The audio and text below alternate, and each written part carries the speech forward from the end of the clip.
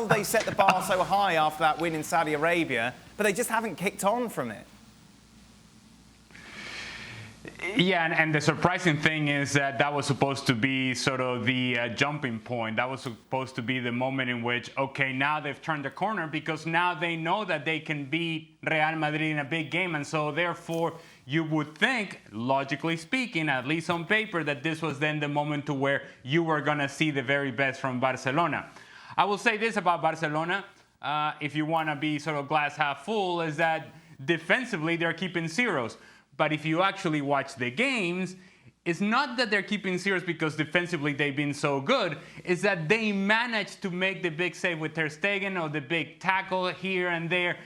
But they're hanging on at the end of matches. They were hanging on against Getafe. They were hanging on against Real Sociedad when Real Sociedad were playing a men down in Copa del Rey quarterfinal in the midweek. And they were hanging on today against Girona, a team that for long periods of time during the match didn't really present much of a threat. But once they decided to commit some numbers forward, now Barcelona were hanging on once again. So you may want to focus on the 1-0 and say, well, look how good they have been defensively and how disciplined they have been. I look at it from the perspective that eventually, and I think this is something that Craig may have been talking about, eventually this is going to catch up to you. You haven't been able to put teams away, and this is a concern that Xavi has communicated time and time again. They don't put teams away. They allow teams to hang around. Eventually, this is going to catch up. They have to improve.